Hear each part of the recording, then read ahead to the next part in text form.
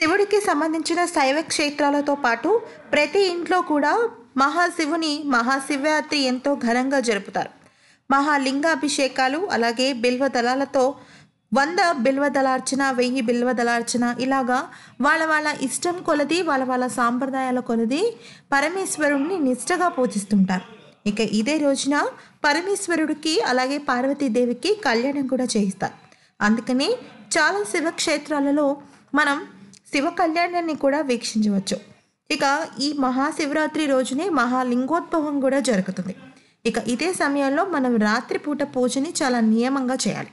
చాలామంది ఉదయం నుంచి ఉపవాసం ఉంటారు. ఇక రాత్రి అంతా కూడా జాగరణ చేస్తూ ఉపవాసం చేస్తూ మరునాడు ఉదయం స్వామివారికి చక్కగా స్నానం చేసిన తర్వాత స్వామివారికి అలంకరించి, అంటే పువ్వులు ఇతర పుష్పాది పూజా ద్రవ్యాలతో అలంకరించిన తర్వాత దీపం పెట్టి, ఆ తర్వాత ఆ స్వామివారికి పెట్టిన ప్రసాదంతో ఆ ఉపవాస దీక్షని విరమిస్తారు. ఇది పద్ధతి.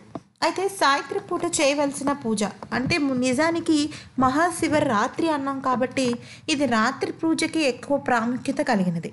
అందుకని సాయంత్రం నుంచే పండగ వాతావరణం నెలకొంటుంది ప్రతి ఇంట్లోనూ ఈ మహాశివరాత్రి రోజున.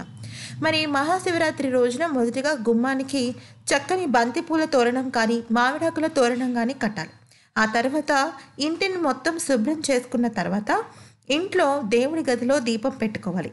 వీలుంటే గుమ్మం బయట కూడా దీపం పెట్టుకోవచ్చు. అది మీ ఇష్టం, మీ సాంప్రదాయం, మీ ఆనవాయితీకి ఉంటుంది. ఇక నువ్వుల నూనెతో దీపం పెట్టడం ఈ మహాశివరాత్రి రోజున చాలా శ్రేష్టమైనది. కానీ ఒక విషయం చెప్పాలి ఏంటి అంటే, చాలామంది నువ్వుల నూనెని ఆవు నెయ్యిని కలిపి పెడుతుంటారు. అలా ఎప్పుడు కూడా పెట్టకూడదు. అలా చేస్తే మహాదోషం. ఇక రెండవ విషయం ఏంటి అంటే, బిల్వ దళాలతో స్వామివారిని అర్చన చేయాలి. అంటే ఎప్పుడు కూడా బిల్వ దళాలని సమర్పిస్తూ శివుని యొక్క స్తోత్రాలు చదవటం కానీ, లింగాష్టకం చదువుకోవటం కానీ, మనసుతో ఓం నమః శివాయ అంటూ బిల్వదళం సమర్పించటం కానీ, ఇలాగా వాళ్ళ శక్తి కొలది వాళ్ళు చేసుకోవచ్చు. ఇక బిల్వదళం అనేది చాలా ప్రాముఖ్యత కలిగినది. అందుకే పరమేశ్వరుడికి ఇష్టమైన బిల్వ హారతి కూడా ఇస్తుంటారు. ఇక రెండవ విషయం ఏంటి అంటే, శివుడికి అంటే పరమేశ్వరుడికి గరిక అన్నా కూడా చాలా ఇష్టం. అందుకని గరికతో కూడా పూజ చేసినప్పటికీ కూడా మంచి ఫలితం కలుగుతుంది. ఇక సాయంత్రం పూజ అన్నారు. మరి ఇవన్నీ ఎప్పుడు చేయాలి అంటే, శుభ్రం చేసుకోవటం, చక్కగా గుమ్మానికి తోరణాలు కట్టడం అనేది సంధ్యా సమయంలో, అంటే చంద్రోదయం అవుతున్నప్పుడే మనం ఈ పనులు ముగించుకోవాలి. ఇక సాయంత్రం పూట పూజ అనేది ఎవరి ఇష్టం కొలది వాళ్ళు చేసుకోవచ్చు. నిజానికి ప్రతి సాయంత్రం 6 గంటలకి, అంటే చీకటి పడే సమయానికి మనం దీపం పెట్టుకుంటూ ఉంటాం. అదే విధంగా దీపం పెట్టుకుని శివ ఆరాధన చేసుకోవచ్చు. కానీ లింగోద్భవ సమయంలో మాత్రం శివుని ఆరాధన చాలా ముఖ్యమైనది. మరి లింగోద్భవ సమయం ఎప్పుడు అంటే 11:40 నుంచి 12:55 రాత్రిపూట ఈ లింగోద్భవ సమయం గడియలు ఉంటాయి. కానీ చాలామంది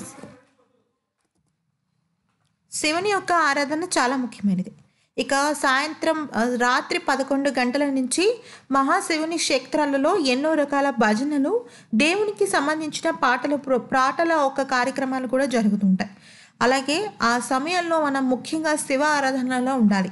మనం గుడిలో ఉన్న, ఇంట్లో ఉన్నప్పటికీ కూడా ఈ లింగోద్భవ సమయంలో మనం శివ స్మరణ చేస్తూ ఉండాలి. తద్వారా మనకి మంచి ఫలితాలు కలుగుతాయి. శివుని ఒక అనుగ్రహం పొందుతాం. నిజానికి ఈ ప్రపంచంలో కల్లా అతి ముఖ్యమైన పని, అతి పవిత్రమైన పని శివుని ఆరాధన. ప్రతిరోజు శివునికి మనం దండం పెట్టుకుని, దీపం వెలిగించుకుని, మనసులో ఉన్న కోరికలను కోరుకుని నమస్కారం చేసుకుంటాం. కానీ ఈ లింగోద్భవ సమయంలో కనుక మనం పూజిస్తే శివుడికి ఏడాదంతా కూడా పూజ చేసినట్టే. ఇది గుర్తుపెట్టుకోండి. ధన్యవాదాలు.